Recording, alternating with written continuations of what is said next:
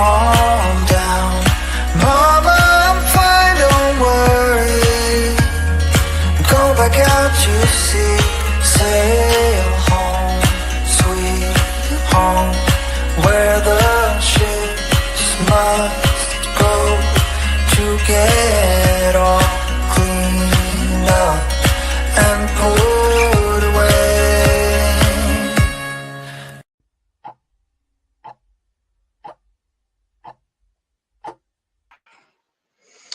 Hello, everybody. Welcome back. Happy Friday. My name is Caleb, and I'm an advocate here called Advocacy. And today we're talking more about IHSS. Yes, you already know, my favorite topic. I love chatting about it. So welcome to those of you who are tuned in here on Facebook. We'll give it some time for people to log on YouTube as well. And of course, take this as a few minutes while we get situated to tag somebody who you think might benefit from some of the information that we share on these streams. Tag a support group if you know of one or a part of one that you really like, to try and get as much information out there as we can, as well as bring people into the stream so we can have some dialogue in the chat today. All right. Sorry, I'm going to adjust this screen today. We don't have a background today. What the heck? Let's see.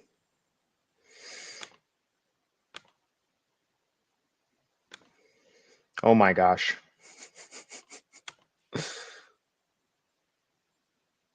We'll do without it. It's all right. Still looks okay. I miss our background. I like our background, but you know what? This is a clean look as well.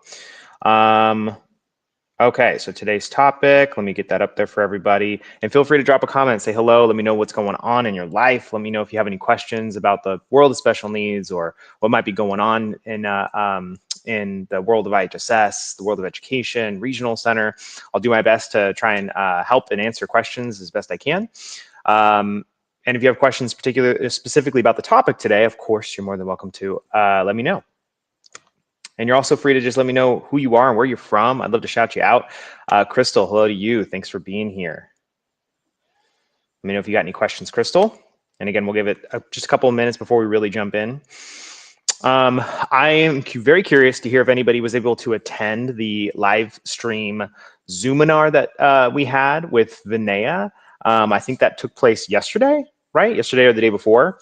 Let me know if anybody went on there and was able to learn some information on, it was IHS, I'm sorry, it was education and a regional center workshop. So it sounds like it was some awesome information. I wasn't able to attend myself, but if you were, let me know if you got some helpful information out of it, and possibly, you know, struck a chord with you that you're excited about your upcoming IEP meeting or regional center meeting because you got some valuable information. I want to hear it. I want to know. Okay, so again, if you are here today and you want to drop a comment, go for it, because I'm going to be jumping into our topic here, and I'll do my best to go back and forth. But if you have a question you want to start with, let me know.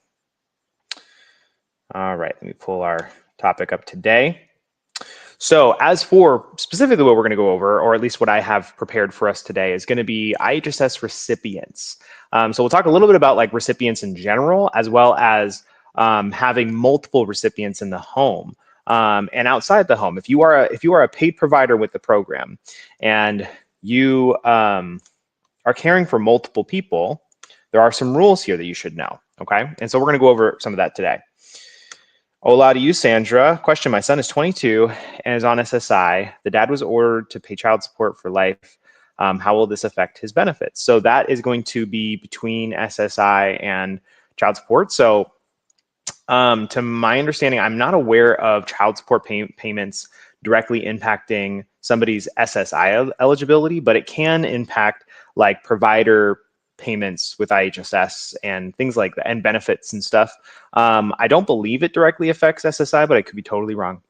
And so I don't have an answer for you, but it's definitely something we can look into.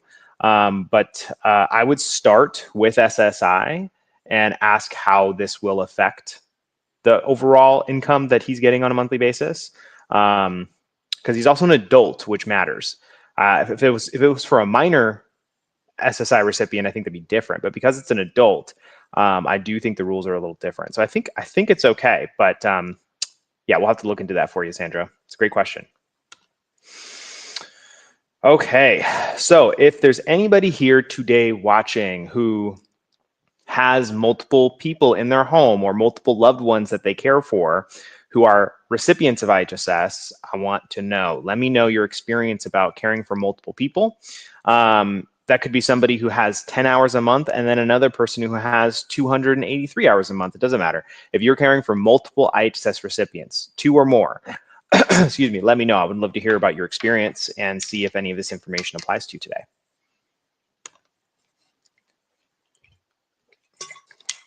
Teresa, for those who tried to sign up for our Zoom yesterday and didn't make it in, we had 21 people whose registrations came through after the event was over. We will do it again in the future, and we'll reach out to you when we do. Awesome. Thank you, Teresa, for clarification there and information. So if you weren't able to make it, sorry if you signed up too late, but good news, Teresa's going to set up another one. Let's make it happen, Teresa.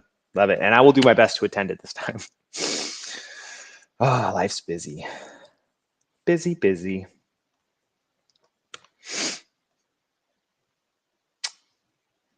All right. So sorry, like I said, if you are an IHSS provider and you care for multiple recipients in your home or multiple recipients throughout the week, let me know. I want to hear about your experience. Okay, so real quick, we're just going to go over some IHSS basics. For those who are new to this stream, they're new to the world of special needs, disabilities. I'm just going to briefly tackle IHSS in a nutshell. I said that. Sorry. I have a mental note of certain things that I say repeatedly because Teresa behind the scenes makes note of them. So Teresa, sorry. In a nutshell, that's another one. I just gotta cut it. It bothers me. Okay. IHSS is a benefit of Medi-Cal. Okay, so if you are somebody in California and you have a disability, a diagnosis that prevents you from being able to do certain things that would normally be typical for somebody of your age, like general tasks, general daily care needs, right? This could apply to a child, it could apply to an elderly parent, it doesn't matter. If you are disabled in California or you have a diagnosis that impacts your life, you can potentially qualify for Medi-Cal to get something like IHSS. IHSS is a caregiving benefit program where they will allow you to have a paid caregiver through Medi-Cal, so you don't have to pay out of pocket for it. And so a lot of people, especially the families that watch us here on Facebook and that connect with us, that we work with, are parents of children with special needs, children with autism, Down syndrome, cerebral palsy, all of it, right? And yes, you can be a parent caregiver. You can be a grandparent caregiver. It doesn't matter. And so if that is something that you're interested in hearing more about, please connect with us privately. I'd be more than happy to share with you everything you would need to know about the program. And so for today, just to kind of roundabout description of IHSS, it's a caregiving program, whereas if you are a loved one and you are providing caregiving duties to somebody in your life, they could potentially qualify for IHSS, where you can be paid as the caregiver. Could be as little as a couple $100 a month. It could be as much as several $1,000s per month. It just depends on the need, depends on what that person qualifies for. Thank you for the likes and the shares, everybody. I see we have a good little group of people now. It's growing. So if you can take a moment to continue liking, sharing, tag support groups, tag some friends, that goes a long ways, everybody. We really appreciate you guys. So with IHSS, you have the IHSS recipient. That's the person who's disabled. That's the person who qualifies for the program. And then you have the IHSS provider. That is the person who works for the recipient, which in this case would be the parent of a special needs child or the son or daughter of a disabled parent or elderly grandparent, right? So if you are the one providing the caregiving service, you would be the IHSS provider and your client would be the IHSS recipient, okay? These are important terms because you have to know that when you're going into this program. And so we oftentimes will get people who have multiple children or multiple loved ones in their home or in their life that qualify for IHSS, but they're only one caregiver. They're only one provider, right? So I want to just kind of go over some of the rules of how this works when you're caring for multiple people as well as just one person. And so kind of simple basic numbers for you to know. If you are an IHSS provider, these are some important numbers for you to be aware about, okay? Because these are confusing when you start digging through the Facebook groups and trying to research it online. So I'm just going to try and simplify it, okay? One number is 283, okay? That is the number of the maximum amount of hours that a recipient can be approved for with IHSS. Okay, 283 hours per month. In some counties, that is $6,000 a month. In a couple of other counties, it's more than that. And so that is tax-free if you are living with the recipient, but if you are outside of the home of the recipient, you have to travel to them, then it is taxable income. But we can get into that in another video unless you have more questions on it. But the one of the numbers is 283. That is just the maximum anybody can get with IHSS, and it's technically the maximum you can claim as a provider, technically, okay? Which ends up being a cap of 66 hours per week. So if your loved one has 283 hours a month, they got approved for IHSS for 283, that means you can claim up to 66 hours per week, okay? You can't go above that, excuse me, unless you get special approvals, which we'll dive into a little bit today. Actually, a lot of it. That's a part of our conversation today, multiple recipients. So, and with IHSS as a paid provider, 66 hours per week is a lot of work, right? We have to remember that when you're signing up as a caregiver with this program, it's literally a job you are getting paid for. It's a job you are sort of being interviewed for through the program and signing up for. You have to go through a background check, attending an orientation, a training session, right? And so you are employed by this program to receive this caregiving service to be paid, right? So with that, when you work any other job, if you are working more than 40 hours a week, what happens? Overtime, right? So if you are claiming more than 40 hours a week on average, you will be entitled to overtime. And there's no penalty for getting overtime. We get a lot of people who are like blown away by the fact that you can have overtime or like paychecks come to you with overtime included in there. And so I'm just here to tell you that if your loved one is approved for here's another number, 173, okay? So if your loved one has more than 173 hours per month, say they got approved for 220 hours per month, they got protective supervision, they got a bunch of paramedical hours, right? 220 hours per month, that means that 47 of those hours every single month are overtime hours, which is time and a half. I think the average hourly rate throughout the state is right at about 18 bucks an hour now. So time and a half, if my math is correct, would be like 27 bucks, right? 26 bucks? I forget.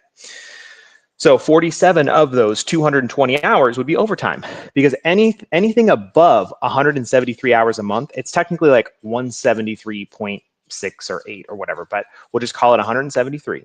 So every hour beyond that is considered overtime, okay? All right, let's see, I think we had a question come through.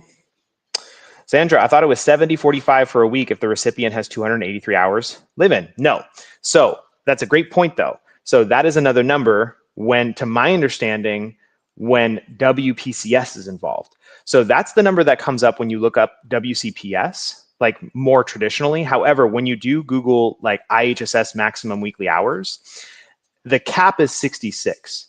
But that number, we talked about this actually before. Sandra, I'm really glad you brought this up because we actually need to address this. Because I do not want to give you guys wrong information today.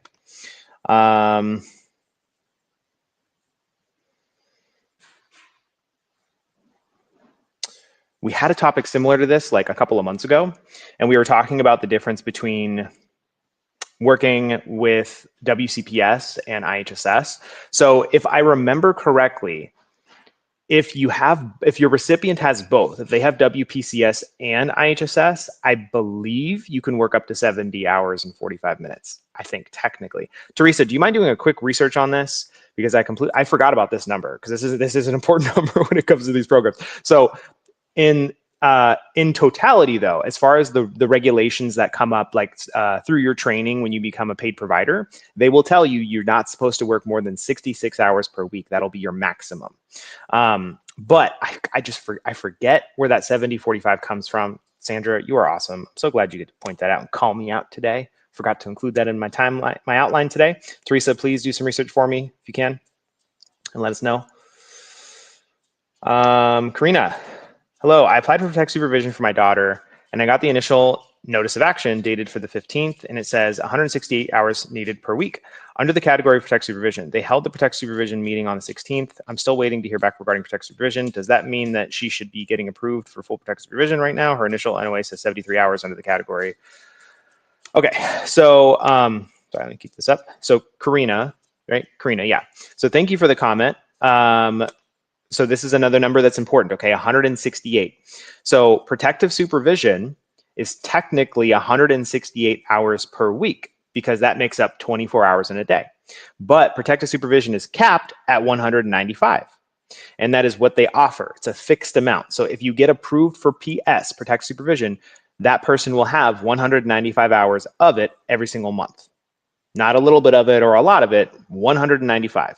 But your notice of action will say 168 per week until you scroll to the right. And then it'll do the breakdown of how they prorate that time to make room for other categories because they cap the protective supervision at 195.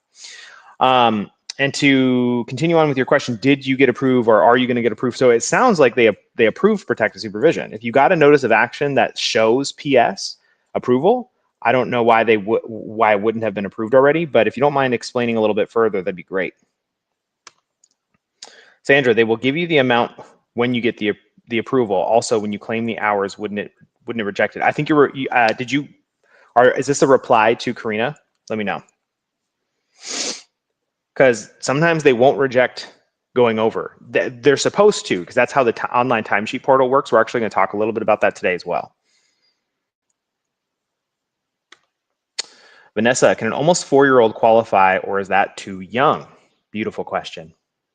So protective supervision 101, for all of you veterans out there who have been in the protective supervision world for a while now, you've been listening to me scream at the camera for the last 4 years. The rule number 1 with protective supervision, you cannot deny based on age. Anybody of any age can qualify, okay? But with that said, the likelihood that a 4-year-old is going to get approved is slim. That doesn't mean they don't qualify. It doesn't mean that you can't get it approved for them, but it can be extremely difficult. So any child right now under the age of 5, IHSS is super strict with granting protective supervision. Now, granted, they can qualify for IHSS in general, but specifically that task, I mean, IHSS in general as well. So to answer your question, Vanessa, you can, but it is tough. It's very hard because you have to show proof, data, a history of reasons as to why this person qualifies and why they require far more support than a typical child that age. And so a lot of what you say is going to be subjective. It's going to be your own personal opinion of things. So in order to get it approved, you have to show tangible evidence, right? But that's a topic for another day because that's a really important topic, tangible evidence versus your testimony. And I'm glad you're here, Vanessa, because that's a great question. Okay, so I think Teresa's got it for us. A provider's work hour cap for IHSS, WPCS, depends on how many recipients they serve. A provider working for a single recipient can work a maximum of 70 hours and 45 minutes per week, while provider working for 2 or more recipients is limited to 66 hours per week. Both limits combine the total IHSS and WPCS hours and do not include exceptions. Okay, beautiful. Thank you, Teresa. So hopefully that makes sense to everybody. I know it's really confusing, but this is kind of why we're going over what happens when you've got multiple people in the home, because that's where that 70 hours per week comes in, right? And with WPCS. Vanessa, she also has pica and it's horrific. Yes, pica can be really scary. And so that's that can be a really big factor when trying to pursue IHSS. Okay, last question for now, and then I'll go back to our topic today. If you care for your parent and live in a house that they own, can you still get protective supervision for that parent? You cannot get protective supervision for somebody unless they are supervised 24/7. So you almost have to live with them in order for you to be the paid provider. If you want somebody else to be the paid provider, then somebody else would have to live with them. So yes, they would require constant supervision in order to get protective supervision. It doesn't matter who owns the house. It doesn't matter whose house it is. But the one thing that does matter is that they cannot be left unsupervised. They cannot live independently. That goes against the regulations for protective supervision. Okay, so let me go back to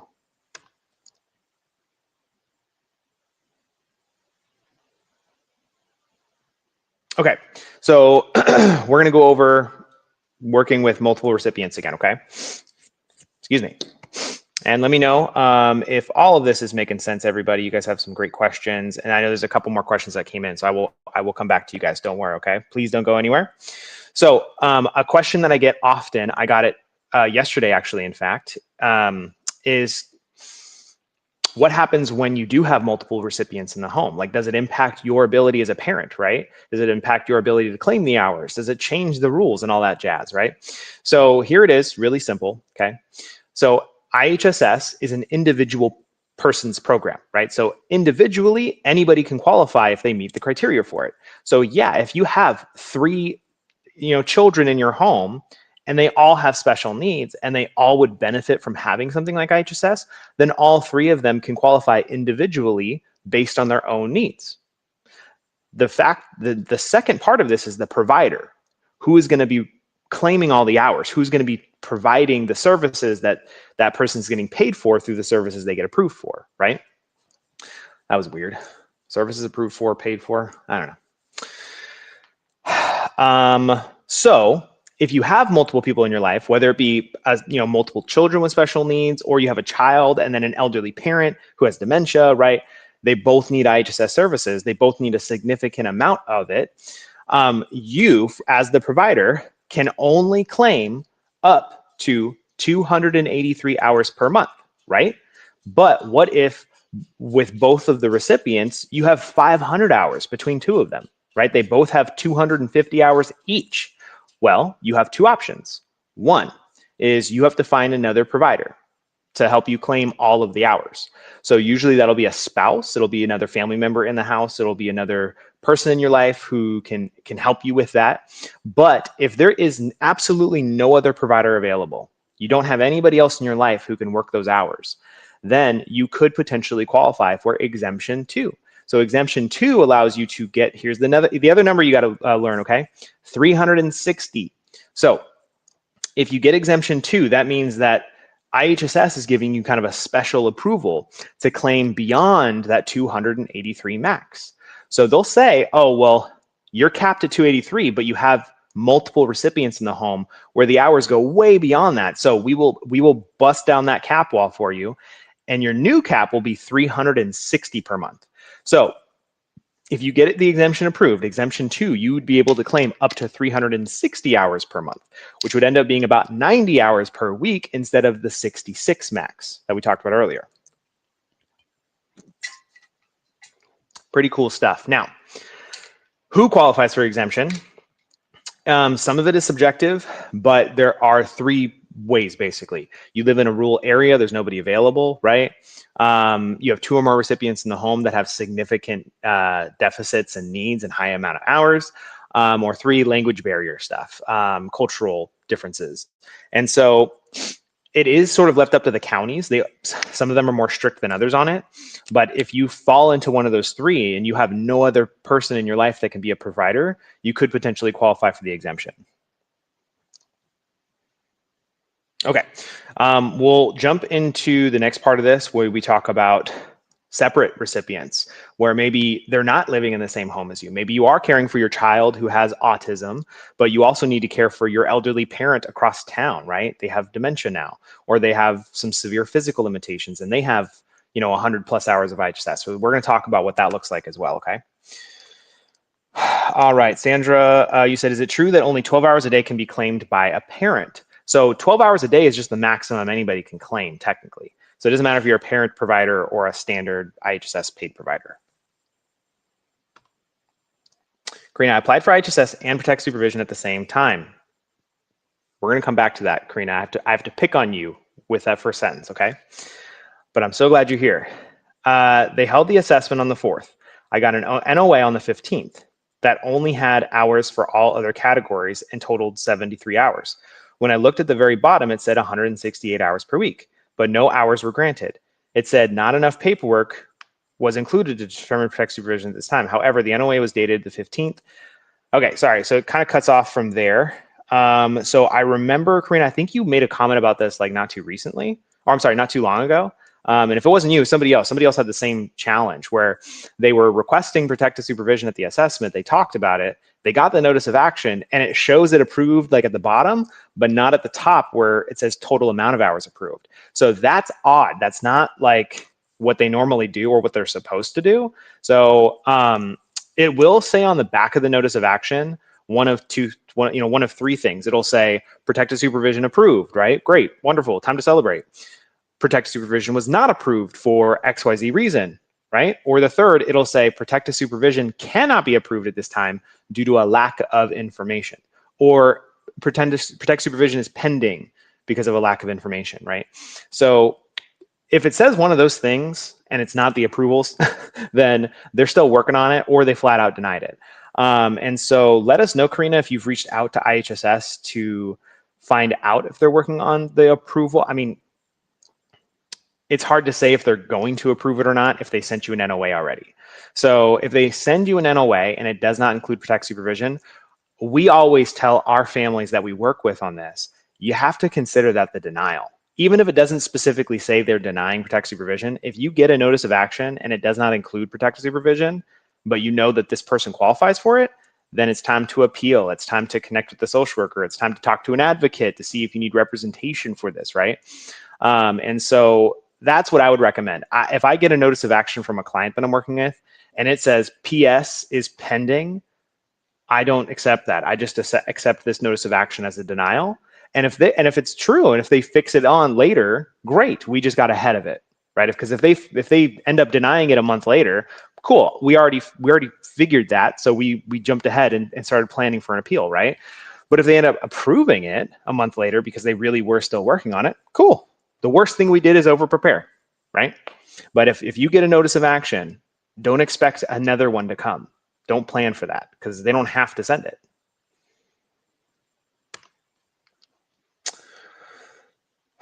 Maybe can a single parent work full-time and be a live-in provider for the child who gets protective supervision? Oh, you guys have some amazing questions because that's also a part of the outline today. So yes, absolutely. So to talk about outside jobs, here is the deal. So it doesn't matter if you're a parent provider or a standard paid provider, it doesn't matter what your label is as a provider, you absolutely can work another job. You absolutely can have 2 full-time jobs if you want. You can be part-time. You can go to school. It doesn't matter. Now, that wasn't always the case. So for many, many years, they did have restrictions on parent providers, like you were talking about. And so the rules were that if you were a single parent caring for a child with special needs or a loved one with special needs, you had to be considered prevented from working full-time or going to school full-time to care for this person. So as long as you were prevented from working or going to school full time, then you meet the criteria to be a parent paid provider. And that's either full time or none at all. So if you couldn't work at all, that still meets the requirements, right?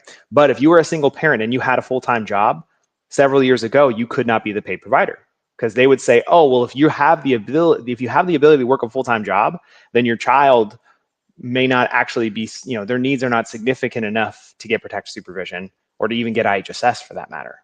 So, but in February of 2022, I think it was February 2022 or 2023, they got rid of parent provider rules. That was no longer a provider rule anymore because the other side of it was a 2-parent household. So in a 2-parent household, one parent had to be prevented from working full time or working at all, right? While the other parent, it was the opposite. They had to work full-time, or they had to go to school full-time, or they had to be disabled and unavailable to be a provider. So that was the caveat. So some people would come to us and neither parent was working full-time. And if that was the case, then neither parent's going to be a provider. Because if you're in a 2-parent household, one has to be fully employed or going to school full-time, while the other has to be prevented from doing that. And that person would be the paid provider. But since then, we don't have to worry about it anymore. It was one of the best news, one of the best changes to IHSS we've had in many, many years, possibly the entire time this program has existed, because it benefits the providers and the recipients so much more, so much more. So now it doesn't matter. You can work as much as you want. You can work as little as you want, as long as your 24 hours that you have every day has room to claim the hours that your recipient is approved for. Hopefully I made sense. That was a long, drawn out answer for you. Sorry. I'm going to do better. I promise everybody.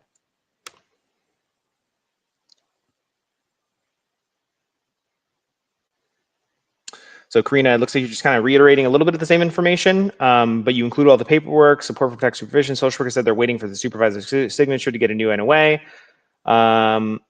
Okay, so what you're describing here, this last part, you said she said the way the county does it is they send an initial NOA while they wait for the protective supervision meeting, okay? Karina, I'm gonna help you, okay? So this is so common to hear. We hear it all over the state. You're not the only one, but I am going to tell you that that is not correct. Now, what they told you, that's true. I completely believe that the social worker told you exactly what you said here, but I'm here to tell you that they are wrong in what they're doing. This is what we like to call, or at least I like to call, I guess I come up with my own stuff sometimes, because sometimes I say, we say this, and Dakota, if you watch Dakota, he's like, we do. Anyways, a double NOA, okay? They're double timing. So a double NOA is when they do exactly this. They will approve you for some time and they'll send you a notice of action saying, here you go, this is what we know you can qualify for, but we have to work on this stuff for a while to really make sure. And then if we do determine that they need it, then we'll send you another notice of action later on down the road, approving it or denying it, okay? But what happens way too often is that second notice of action never comes. So you're sitting there twiddling your thumbs, waiting and waiting and waiting. You follow up, you're like, hey, where are we at on the protective supervision assessment? You said you were gonna maybe make a decision in a month or two, but here we are, it's been like 2 months, I haven't received anything yet. They may or may not even give you an update at that point, right? Let's say they do, let's say we're still working on it, waiting on our supervisor, right? And then what do you know, a third month goes by. Now you're at 90 plus days, maybe it's 100 days post the notice of action. And then you call again and they're like, hey, so where's my second NOA that you promised? Most of the time, that social worker is going to say, oh, no, we denied protective supervision. Yeah, well, no, we came to that conclusion like a month ago. And then you're like, well, what the heck? Why didn't I get my notice of action? You promised a second notice of action. Here's the thing. They don't have to send it. They can deny it and never have to send it. Now, does it make it right? No. Is there anything you can do about it? Definitely. And I can go on and on about this. So Karina, I'm really hoping and praying for you that there is going to be a second NOA, because they do come sometimes, but I don't trust that ever. I don't, because I've seen it way too often where that second NOA just never comes and IHSS throws their hands and why is that important? You have 90 days to file an appeal when you get your first notice. So if you wait 110 days, you have now lost your right to appeal. So there's a lot of things here that we got to talk about. I wanted to pick on you real quick, Karina. You mentioned earlier something about requesting both IHSS and protective supervision, okay? So protective supervision is just another category of IHSS, just like bathing, dressing, meal preparation, okay? You are not supposed to request protective supervision, okay? I know it feels like that, but if a social worker ever tells you, and I'm talking to everybody here, if a social worker from IHSS ever tells you, and you bring up protective supervision at the assessment and they say, oh, I didn't know you were requesting that, or, oh, that's kind of something different, it's a different process, we have to separate that. They're wrong, okay? That's totally against the regulations. Does it require more information to prove protective supervision than any other category? Yes, but it is just another category of IHSS. In fact, the regulations state that all minors who are mentally impaired, who are applying for the program of IHSS, and they become recipients, they must be assessed for protective supervision at every assessment. That doesn't mean they're going to get approved, but it means that if you are a minor who is mentally impaired trying to get IHSS, you have to be assessed for protective supervision. You're not supposed to just ask for it. You have to be assessed for it. That is the regulations. If you are mentally impaired. If you are an adult who is not mentally impaired, if you are an adult who is mentally impaired, that's a little different. And I could talk about that if you guys want me to, but for all minors who are mentally impaired, they must be assessed for PS. Sandra, I was also told that there could be days a parent could claim more than 12 hours a day as long as you don't go over the 70, 45 a week. We've gone back and forth on this a few times, actually, Sandra, and I still don't really No. So, because I've had people say they've claimed 24 hours in a day before, and I've had other people say that that's like the opposite of what's being taught in the orientations right now. So I'm not even sure exactly, because the last time I read the regulations about this was a few months ago, and they were still a little fuzzy.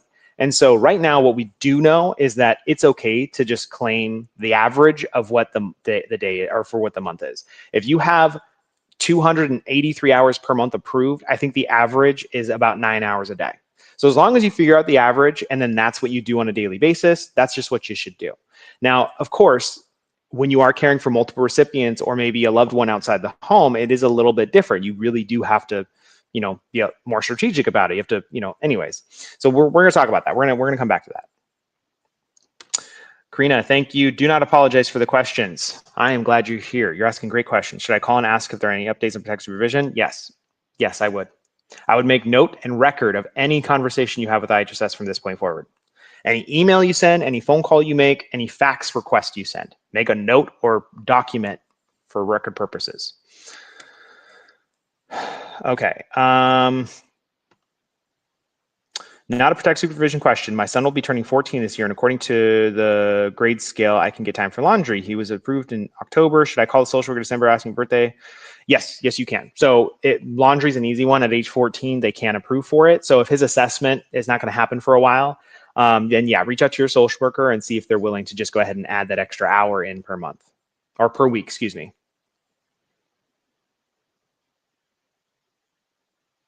Okay.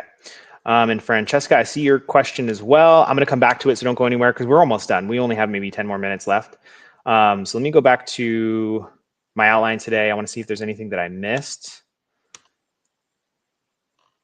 because we are talking about multiple recipients in the home. I'm trying to remember if we missed anything. Oh, we wanted to talk about traveling to and from. Okay. Okay, so working for another. Oh my gosh. Where'd it go? Sorry, I'm looking for. Okay, so time traveling between recipients. Okay, so if you are caring for multiple people, and they don't live in the same home with you, or one of them lives in the home with you, but the other one doesn't, here's some information for you to know. Okay, the recipient that you care for who lives with you, the income you get paid for them for their hours can be tax exempt. You don't have to pay taxes on it. You can opt out. Excuse me. However, the recipient that is not living in your home that you're caring for, you will be taxed. You cannot be tax exempt so far from what I understand. I haven't seen anything that says anything against that. So tax exempt if you live with the recipient you care for, taxable if you are caring for a recipient who does not live in the same home as you, okay? You are paid for travel time to and from recipients. Okay, so if you have multiple recipients, 2, 3, 4, 5 recipients that you care for throughout the week, every time you drive from one recipient's home to another, you can get paid for that. They cap that at 7 hours per week though. So just something to consider, that if you are working with multiple IHSS recipients who do not live in the same home, connect with IHSS and the social workers in charge of those cases. Connect with the families, excuse me, and let them know about the situation so that you can claim hours and times for that. Actually, I'm sorry, no. You need to call payroll and provider enrollment and the IHSS office directly, because it's not going to be left up to the recipients to approve that time, I believe. I believe it's up. That's kind of one of those tasks that you have to calculate with IHSS and make sure that they're on board with it. Because I think there's a tool they use to actually calculate what it really is, because they don't want you claiming 7 hours of travel time to and from recipients if that's not what's happening, right? They will crack down on fraudulent numbers like that. So I would recommend calling provider enrollment, calling payroll, excuse me, and asking them for more information on that, because you can get paid driving to and from your recipients. Okay, yes, so travel time is separate from the care hours, and it must be reported accurately on the timesheet. So it's not a direct impact on the recipient's hours that they're approved for. These are separate hours that you claim outside of their recipient hours, okay?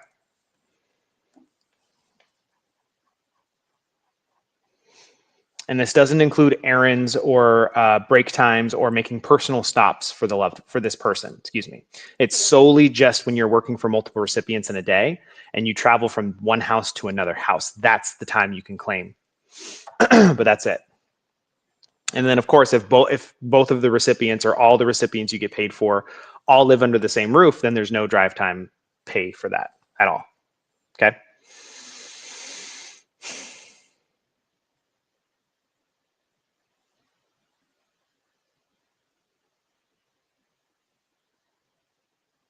Okay, so here's a common question that we get, okay?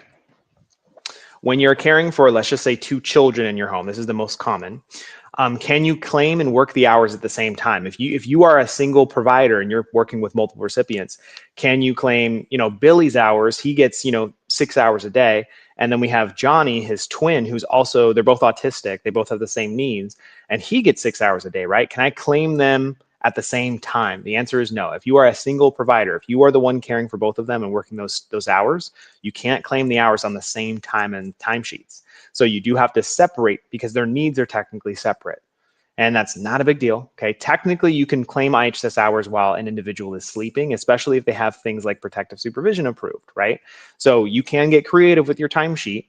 There's lots of things you can do to ensure that these recipients are both cared for appropriately, ethically, and you are claiming hours on a time card correctly and not fraudulently, right? But what you can't do is claim them on top of each other. The only way that's possible is if you have a second provider, okay? Because technically they both have their own needs, their own approval of this program, and their own supervision, their own support, right? So you can't double dip. You can't like combine the two, even if like, let's just say there's a need met in common.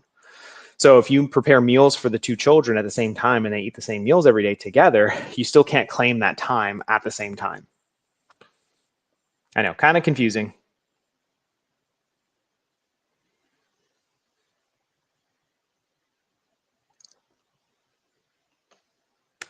Okay, sorry, I know we have a couple more questions. Let me go back here. Thanks for hanging in there, everybody. Francesca, would it be possible to talk about the assessment after transitioning from minor to adult? So not much changes other than the fact that IHSS now can kind of base their assessment more on what the adult is saying. If they're a minor, they can't trust their testimony to be credible, right? But if they're an adult, they're their own individual, unless there's a conservatorship or a guardianship or a power of attorney in place, that's different. But it doesn't change too much. There are some like regulatory changes, but if you have a minor who's transitioning to adulthood pretty soon and you want to know how that's going to impact their IHSS, really nothing should change too much. If anything, their hours will increase a little bit if their needs are the same or if their needs have gotten worse. The only difference is you have to know that they might have to sign some of their own paperwork now. The social worker will have to interact with them a little bit more directly during the assessment because if you don't have a conservatorship in place or a power of attorney or any of these things, you no longer are the parent provider anymore. You become a paid provider with the program. It's different, right? You're not a parent provider anymore. You are not a parent to IHSS. They don't care anymore. If your child becomes an adult, you are just a paid caregiver for a recipient. So hopefully that helps. Let me know if it doesn't. I can maybe explain more. I'll do my best. Valeria, hello, good afternoon to you.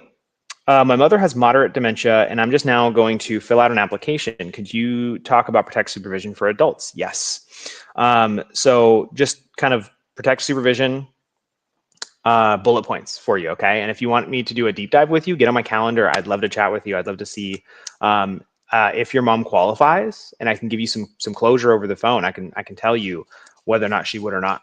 So protective supervision is for individuals who are mentally impaired and or mentally ill, i.e. dementia, mild dementia, moderate dementia, doesn't matter. So dementia is considered a mental illness according to the CDC, okay? And so that's part 1 out of multiple parts here. So the next is this impairment or this illness has to directly impact their cognitive functioning and their ability to assess danger to keep themselves safe. So That means that if mom, and thank you for sharing this, by the way, so hopefully I don't say anything that's, not too invasive here for you, okay? So just make some assumptions or like general statements here, okay? So if you have somebody with dementia in your life and they wander in the middle of the night, they get confused really easily. They're forgetting to turn the stove off after they're cooking. They're being really paranoid. They're being very defensive, very defiant. They're being they're easily irritated. They are hostile, right? These are all, of course, signs and things of dementia kind of before it gets really, really serious, right? And so if in these mindsets, when they're not exactly themselves anymore, if they go into these mindsets and they're actively putting themselves in danger without even realizing it, that's protective supervision.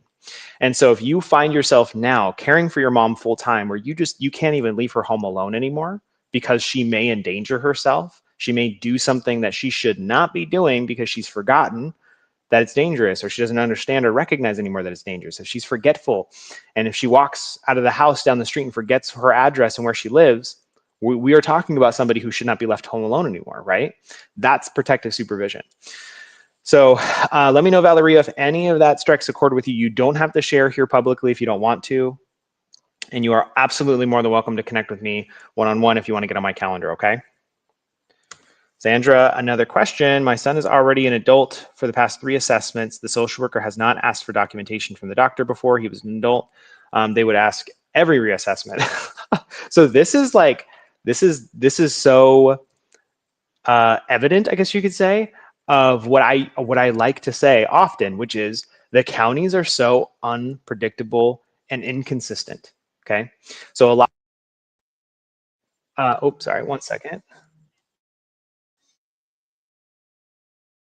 I had a call coming in. Hopefully it didn't glitch too much. Can you guys still hear me? It's glitching on my side. Darn it. Okay, I think we're good. Okay, so where was I? Oh yeah, so every social worker is different. Every county is different. Every IHSS office is different. Is it frustrating when things like this change? Because it's like, well, what's the big deal? What's the big difference? It kind of feels like they were probably picking on him because he was a minor. And now all of a sudden he's not a minor. They're like, okay, maybe he really does need protective supervision, right? That's me being negative about it. In reality, this does happen when you've had protective supervision for a long time. It's kind of the old school way of doing it for IHSS, because eventually when they've realized like, hey, this person's probably permanently disabled, they probably will need protective supervision for many, many years. And if they realize that, amazing, that's helpful for your case if that's the truth, right? It is really hard and frustrating when a social worker's coming in every single year, almost questioning everything you say to make sure you're not lying about protective supervision, or that their needs have changed so drastically they don't need it anymore. So really, it's not, I wouldn't say it's a bad thing or a good thing. I'd say be content. If they're not removing the benefit and your son still qualifies for it, I wouldn't send them anything that they don't request. Lisa, question, how many hours can an 83-year-old qualify for? Apparently they have a chart for designated hours and age. The social worker mentioned it. They kept my mom at 120 ever since she applied and qualified for IHSS. Okay, so it doesn't matter how old you are, what your age is, especially when you are an elderly individual like 83 years old. So the 120 hours a month come from a variety of different categories that they have been assessed. Okay, so the categories are domestic related services. That's going to be the household things, the preparation of meals, laundry, shopping and errands, things like that. And then the other hours are coming from categories such as personal care categories, hygiene categories, and paramedical, or anything that's medical in nature. So when you look at your notice of action, you'll see the breakdown of all those hours, and it calculates to end up being the 120, right? So if you're asking, should they get more hours? Should they qualify for more? You have to understand the ranking system that's not based on age. So the ranking system that you're referring to, I think you mentioned it, right? They have a chart designated for hours and age. Okay, so that chart does not apply to your mom. Okay, or wait, did you say it was your mom? Question, how many hours can an 83-year-old, social worker mentioned it, it's your mom, okay. So the age chart, that does not apply to your mom. That is for minors, that's for young kids. So for your mom, it would be the functional index ranking chart, the hourly task guideline chart. That is a chart that shows, based on the level of need that's going to determine the rank, which is then going to determine how many hours. So I actually went over this a while ago. No, it's been a long time. We recently went over the age chart actually last week. So last week I went over the age chart, but that only applies to minors. So the ranking chart is different. That determines the hours. And Lisa, I would recommend just calling me directly. I don't know when we're going to have that topic. We should probably do another one of those here on Facebook. But if you want to just connect with us directly, I'm happy to look at the notice of action for you. I'm happy to teach you the ranking system so that you'll know exactly how many hours your mom should have. Christy, I already have a 13-year-old son on IHSS, but our 3-year-old is also autistic. The year her IRC coordinator told us to apply for IHSS for her. She will be 4 in 2 weeks. Our son gets max hours and I'm his provider. What are my options as a provider for her, a 4-year-old? Her dad works full time and we live in the same home, but are unmarried, if that matters. It does not matter. So marriage status doesn't really matter too much when it comes to minors. Actually, it doesn't really matter at all for minors. And so, excuse me. So for you, it doesn't matter if dad works full time. Dad can be a provider as well. Oh my gosh, this bug. There was a bug last week flying in my face. I don't know what it is. Time of year, I guess. Lost my train of thought. Okay, so you can be a provider for both. You could potentially get the exemption where you can get up to 360 hours, but if dad is able to claim the hours, technically, even with his full-time job, you could do it.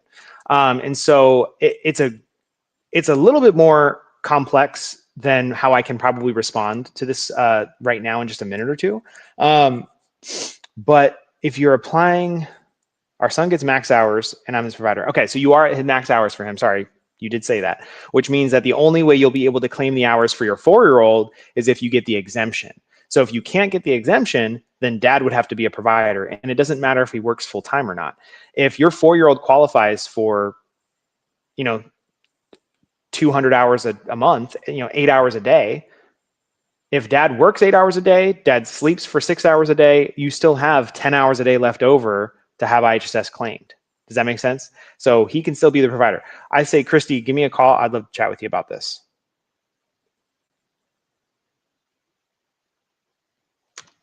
Okay, so Valerie, you said we live together, I don't work, and yes, I'm absolutely her 24/7 caregiver. She goes to an adult daycare Monday through Friday. Okay, it definitely sounds like she might be a candidate for this, and I'd love to chat with you. Give me a call. A couple more questions here, and then we got to run, everybody, because Nicole is going live with Myra, I think, at 1 o'clock in Spanish. Francesca, does IHSS ask for doctor's notes after becoming an adult? He doesn't have protective supervision. Sorry, my son's still a minor, but I want to prepare. Yeah, so they can, absolutely. So IHSS can ask whatever they want to ask at any age. And so they will usually continue to ask for proof of a diagnosis, proof that there hasn't been any changes. I mean, that's kind of the whole point of the annual assessments. It's to determine if there's been any significant changes. Karina, this is the exact email my social worker sent. So yes, as mentioned, I would be moving forward with the regular IHSS application from the start. And if protective supervision is approved, it would go back to the point of application and any supplemental hours for the past time frame would become available claim at that time. Yes, but does that mean that they will be held accountable if they don't send a notice of action and you miss the deadline to appeal, right? So it doesn't really, again, this is something that IHSS will tell people all the time. The important thing to notice is that you don't lose track of the deadline to appeal. That's the most important thing. So don't wait 90 plus days and then file an appeal because you never got the notice. File before. It is inadequate. It's an inadequate notice because it still does not include a denial or approval of protective supervision formally. So you could potentially qualify for a late appeal past the 90 days, but I wouldn't risk it either way.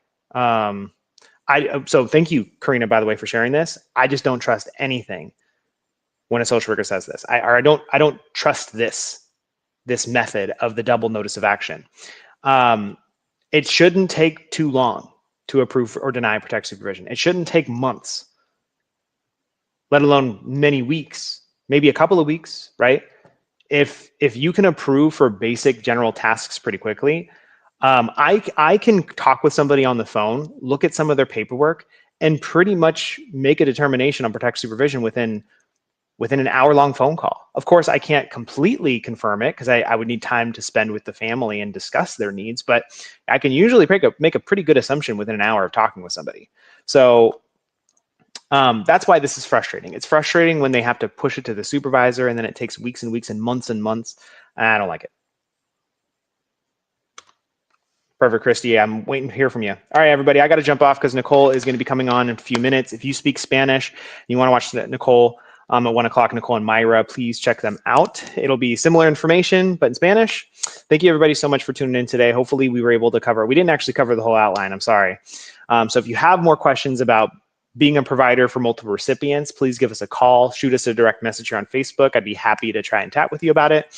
And if you have any ideas for future information or future topics you'd like for us to talk about, please send us a direct message here. Let us know what maybe you're hearing about in the support groups a lot, right? A lot of these topics come from what's sort of being discussed a lot amongst families because we want to address these issues or challenges or questions that you might have, right? So shoot us a message, connect with us, call us. We're always happy to chat with you. If you're looking for help on the IHSS side of things like representation or you want to file an appeal, give us a call. We'd be honored to chat with you about how we might be able to help you. With that said, I thank you everybody for coming today. Amazing questions as always. I hope you all have a wonderful Friday, an amazing weekend, and we'll see you next time. Bye, everybody.